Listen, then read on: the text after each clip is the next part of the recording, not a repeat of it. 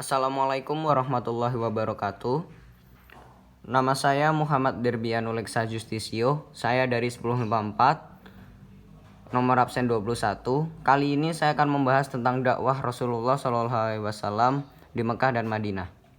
Kita mulai dulu dari substansi dakwah Rasulullah SAW di Mekah.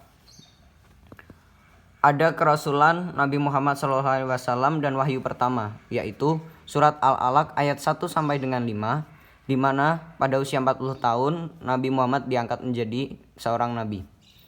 Kemudian turun lagi Quran surat Al-Mudassir ayat 1 sampai 7, di mana Nabi Muhammad diangkat menjadi rasul.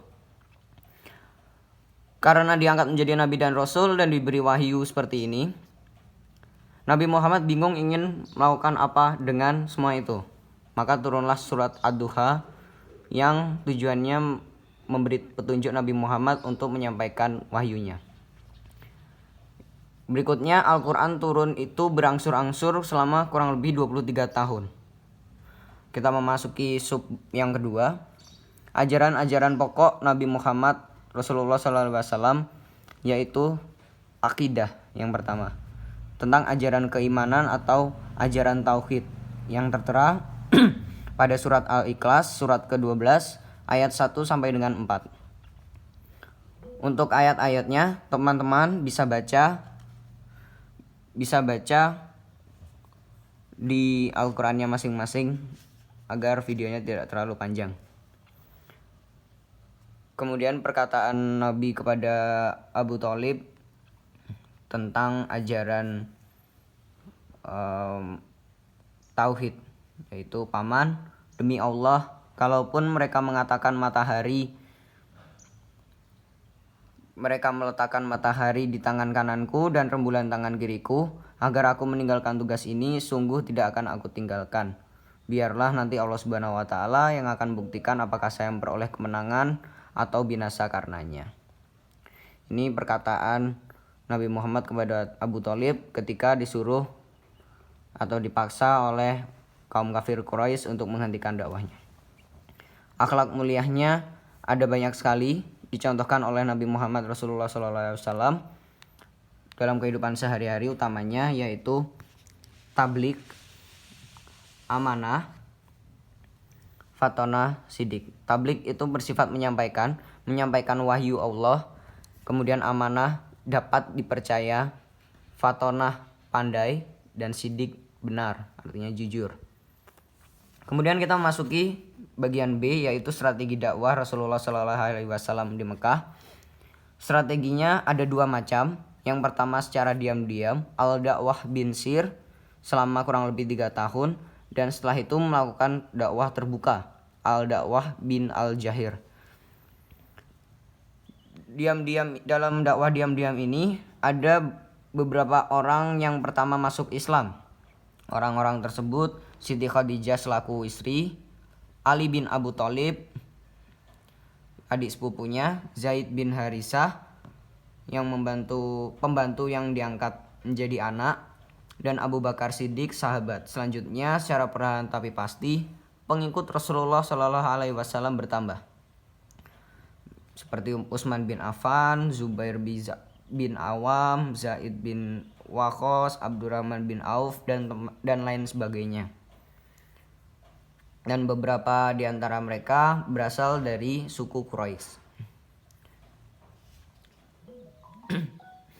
Kemudian bagaimana caranya agar mereka bisa bisa menerima dakwah Rasulullah SAW? Yaitu yang pertama, pribadi Rasulullah yang luar biasa hebatnya. Rasulullah pribadi yang begitu luhur dan agung, tidak pernah melakukan hal-hal buruk dan selalu mencontohkan kebaikan. Yang kedua, ajaran Islam yang begitu rasional, logis, dan universal. Artinya apa? Artinya ajarannya bisa diterima secara luas dan logis, dapat diterima oleh akal manusia. Ajaran Islam juga merupakan penyempurna dari agama-agama sebelumnya. Dan di sisi itu yang keempat adalah karena kesadaran dari para pengikut Rasulullah tentang adanya hal-hal yang tidak benar selama sebelum adanya Islam. Kemudian dakwah terbuka. Dakwah terbuka ini dimulai dari Mekah. Rasulullah berteriak di Safa, di Bukit Safa, dan kemudian ada kaum Quraisy yang menghasut teman-temannya agar tidak datang kepada Rasulullah. Berteriak di Safa ini memanggil kaum kafir Quraisy ya. Kemudian Quran surat Al-Hijr ayat 94 surat ke-15 adalah perintah dari Allah untuk menyampaikan atau berdakwah secara terang-terangan. Jadi Rasulullah melakukan dakwah karena adanya surat Al-Hijr ayat 94. Dimulainya dari keluarga. Nah, selama berdakwah, keluarga Rasulullah sendiri ada yang menentang, Abu Lahab dan Abu Jahal. Mereka yang selalu menentang bahkan menyiksa Rasulullah SAW, mulai dari melempar kotoran hewan dan lain sebagainya. Abu Sufyan melakukan berbagai cara agar dakwah Rasulullah tidak diterima oleh kalangan khalayak ramai. Kemudian paman Rasulullah yang tetap mendukung Rasulullah meskipun tidak mengikuti ajaran Islam adalah Abu Thalib. Abu Thalib meskipun tidak mengikuti ajaran Islam, tapi beliau tetap mendukung Rasulullah. Peristiwa yang sangat terkenal sekali tentang dakwah Rasulullah adalah disiksanya Bilal, budak yang dulunya bergabung, yang kemudian bergabung pada Islam. Bilal tetap dipaksa untuk keluar dari Islam, namun dia tetap bertahan meskipun disiksa, perutnya dikasih batu yang besar dan lain sebagainya. Selanjutnya kita akan membahas tentang reaksi dari orang-orang kafir Quraisy terhadap dakwah Rasulullah.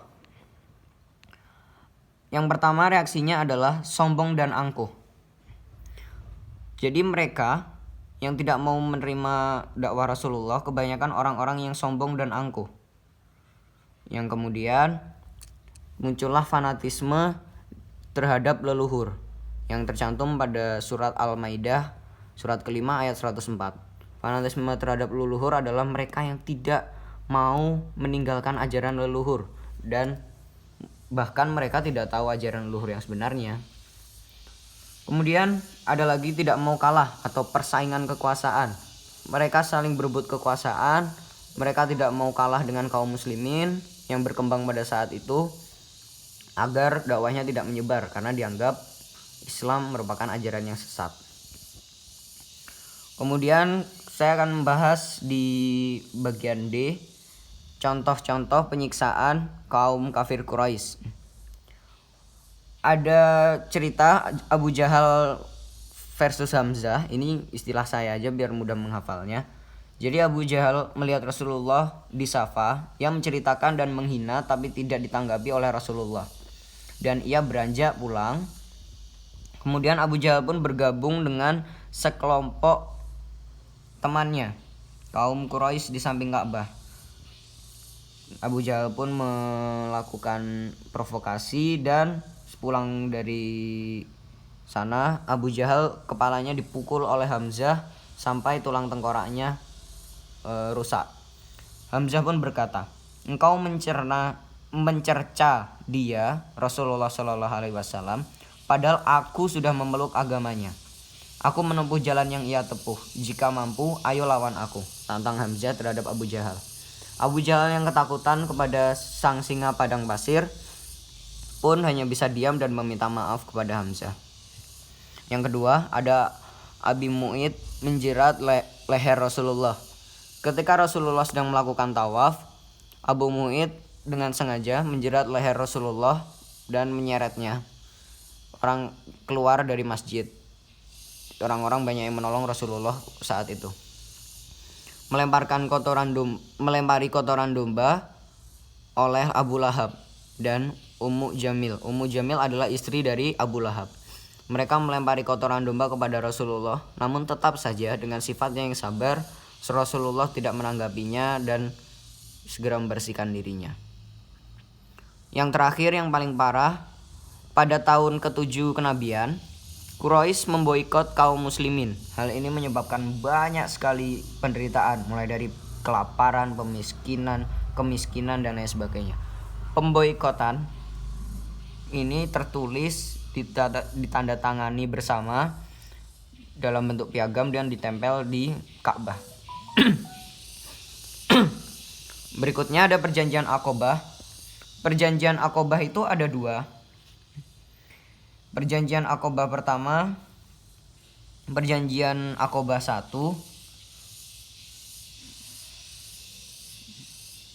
Yang kedua ada Mus'ab di Yasib dan perjanjian Aqobah 2. Saya akan membacakan perjanjian Aqobah 1.